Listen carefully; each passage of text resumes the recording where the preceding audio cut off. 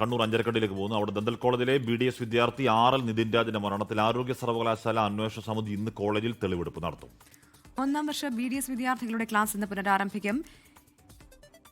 യുവജന കമ്മീഷന്റെയും SC/ST വകുപ്പിന്റെ തെളിവെടുപ്പും ഇന്ന് നടക്കുന്നുണ്ട്. നിതിൻ രാജിന്റെ മരണത്തിൽ കോളേജിനെതിരെ അന്വേഷണം ആവശ്യപ്പെട്ട് അലുമിനി അസോസിയേഷൻ മെഡിക്കൽ വിദ്യാഭ്യാസ വകുപ്പിനും ആരോഗ്യ സർവകലാശാല രജിസ്ട്രാർക്കും കത്തയച്ചിട്ടുണ്ട്.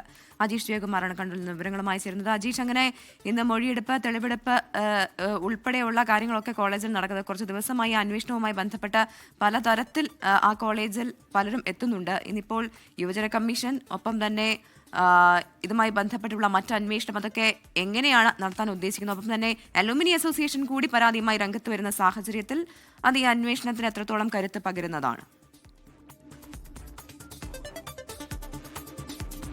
Good morning Hashmi, Pravitha. എന്തായാലും ഈ അന്വേഷണത്തിൽ ഏറ്റവും നിർണായകമാണ് ഈ ഒന്നാം വർഷ BDS വിദ്യാർത്ഥികൾ, അതായത് നിതിൻ രാജിന്റെ സഹപാഠികളുടെ മൊഴി. കഴിഞ്ഞ ഈ ഏപ്രിൽ 10 ഈ സംഭവം ഉണ്ടായതിനു ശേഷം ഈ വിദ്യാർത്ഥികളോട് കോളേജിൽ വരണ്ട എന്നാണ് മാനേജ്മെന്റ് ആവശ്യപ്പെട്ടിട്ടുള്ളത്. വിഷുവിന് ശേഷം കോളേജിൽ എത്തിയാൽ മതി എന്നായിരുന്നു പറഞ്ഞിരുന്നത്. അതിന്റെ അടിസ്ഥാനത്തിലാണ് അവരെല്ലാം അവരവരുടെ വീടുകളിലേക്ക് പോയത്. ഇന്ന് കുട്ടികളെല്ലാം തിരിച്ചെത്തും. കുട്ടികളുടെ രക്ഷകർത്താക്കളും ഇന്ന് കോളേജിൽ എത്തുമെന്നാണ് അറിയിച്ചിട്ടുള്ളത്. അവർ ഈ ഡോക്ടർ റാമിനെ, ആരോപണ വിധേയനായ ഡോക്ടർ റാമിനെ പുറത്താക്കണമെന്ന് ആവശ്യപ്പെട്ടുകൊണ്ട് പ്രിൻസിപ്പലിന് പരാതി നൽകുമെന്ന് അറിയിച്ചിട്ടുണ്ട്. കൂടാതെ ഏറ്റവും പ്രധാനപ്പെട്ട കാര്യം, ആരോഗ്യ സർവകലാശാലയുടെ അന്വേഷണ സമിതി ഇന്ന് കോളേജിൽ എത്തുന്നുണ്ട്.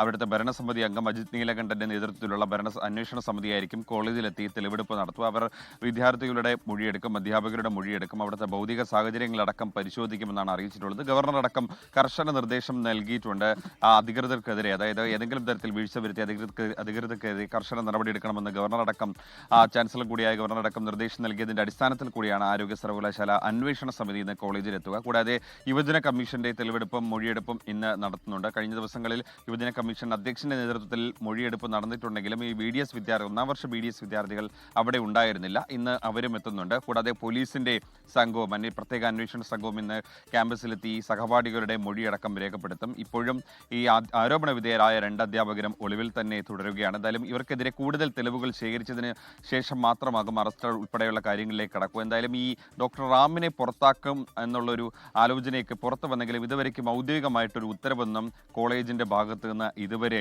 ഉണ്ടായിട്ടില്ല. ഹാഷ്മി, പ്രവിത. ഓക്കെ.